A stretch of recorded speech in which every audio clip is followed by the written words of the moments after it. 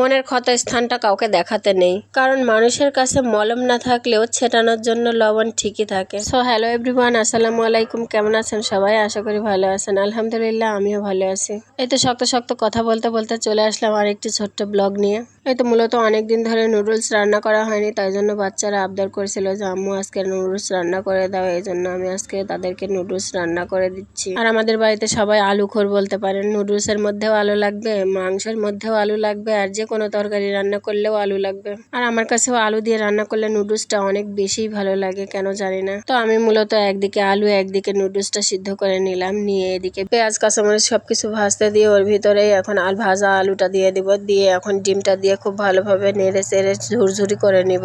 আমি মূলত ডিমটা এইভাবেই দিই, আসলে নুডলসের ভিতরে দিলে আমার কেমন জানি একটা গন্ধ লাগে, এই জন্য পরে নুডলসটা দিয়ে একটু মশলা দিয়ে নামিয়ে নিব। আমার মতো কোন কোন আপুরা এইভাবে নুডলস রান্না করো একটু কমেন্ট করে জানাবে। আর এই যে বৃষ্টির কথা তো বলার নেই, কয়দিন যাবত যে পরিমাণ বৃষ্টি শুরু হয়েছে তার বলে শেষ করা যাবে না। এমন বৃষ্টি বৃষ্টি ভালো লাগে ঠিক আছে, কিন্তু এত বৃষ্টিও বিরক্ত। আকাশটা এখনো মেঘলা, দেখো একটু পর পর বৃষ্টি আসছে আর যাচ্ছে, তো কি আর করা যাবে, কিছুই করার নাই। আমি এদিকে কুটা বাছা করতে লাগেছি। ফ্রিজে একটু পুঁই শাক ছিল আর তোমাদের ভাইয়া লাল শাক নিয়ে আসছে, তো ওইটুকু পুঁই শাকে হবে না, তো আমার ছোট্ট গাছ থেকে কয়টা পাতা তুলে নিচ্ছি। আলহামদুলিল্লাহ, আমরা গ্রামের মেয়ে বউরা ছোট ছোট করে গাছপালা লাগিয়ে থুই যে কখন কোন কাজে লাগে। এদিকে বৃষ্টির কারণে সারা পাড়ার মুরগিগুলো দেখুন ইটের উপরে কিভাবে বসে আছে, মানে কাদাতে ওরাও নিচে নামতে ভাল লাগছে না ওদেরও, তাইলে আর আমাদের মানুষের কিভাবে ভালো লাগে যেই পরিমাণ কাদা। আর আমি বলি না যে আমার ভয়েস দিতে খুব সমস্যা হয়, এই যে সারা দিন রাত শুধু গাড়ি আর গাড়ি রাস্তা দিয়ে যাবে আর আসবে, তো আর কি করার, বাড়ির পাশে যখন রাস্তা সহ্য তো করাই লাগবে। আর কয়েকটা পাতা তুলে নিয়ে আমি চলে যাব। তো বাড়ির ভিতরে এসে দেখি আমার এই সদস্যগুলো চাইয়া আছে আমার দিকে খাবার জন্য। আমি বলছি কিরে খাবি? বলছে হ্যাঁ খাবো, তাই জন্য এগিয়ে আসছে। তো আমি আবার বললাম তোদের দিলে আমি কি খাবো, তাই বলে চলে আসলাম। এবার কাদা হয়ে গেছে, একটু পা ধুয়ে নিচ্ছি। আর আরেকটা জিনিস দেখাবো আপনাদের, এই দেখেন আমার নতুন সদস্য, দেখুন কত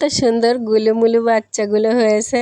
আপনারা যাই মনে করেন আর যাই বলেন, আমার এই ছোট্ট ছোট্ট জিনিসপত্রগুলো আলহামদুলিল্লাহ আলহামদুলিল্লাহ আল্লাহ তাআলা যেন আমার এই সুখটুকু সারা জীবন রাখে। আসলে আমরা গ্রামের মানুষরাই শুধু বলতে পারবো যে একটা মুরগি বা হাঁস বাড়িতে থাকলে কতটা উপকার হয় একটা সংসারের জন্য। তো এই যে মূলত একা মানুষ হলে যা হয় আর কি, এখন আর কে ভিডিও করে দিবে, এক হাত দিয়ে এতক্ষণ ভিডিও করছিলাম, এই জন্য আমার ক্যামেরাম্যান দাঁড় করাইয়ে রাখে। এখন আমি পুঁই শাকের পাতাগুলো কেটে কেটে দিচ্ছি। আজকে আমি লাল শাকের ভাজি আর পুঁই শাক মসুরের ডাল দিয়ে ঝোল করব। তো পুঁই শাকের পাতাগুলো তো বেছে বেছে সুন্দরভাবে তুলে নিয়ে আসলাম, এখন শুধু কুচি করে কেটে নিলাম। আর এই দেখুন আমার মুরগি আরো আছে আলহামদুলিল্লাহ, এই দুই একজন করে আসে আর খেয়ে খেয়ে চলে যায়। তো ওরা খেয়ে চলে গেল, আমার পুঁই শাক কাটা হয়ে গেছে, এখন লাল শাকটাকে উটা বাছা করে নিব। তো আজকে আমি রান্নার ভিডিওটা দিতে পারবো না, কারণ ভিডিওটা অনেক লং হয়ে যাবে, এই পর্যন্তই রাখবো। ভিডিওটা কেমন হয়েছে সবাই কমেন্ট করে বলবেন। আর সবসময় যেটা বলি, যার ভিডিওটা ভালো লাগবে না সেই স্কিপ করে চলে যাবেন, তবুও কেউ বাজে মন্তব্য করবেন না, কারণ আমি কারোর লাইফ স্টাইল দেখাই না, শুধু আমার নিজেরটাই দেখাই। তো আজকের ভিডিও এই পর্যন্ত। আল্লাহ হাফেজ সবাইকে।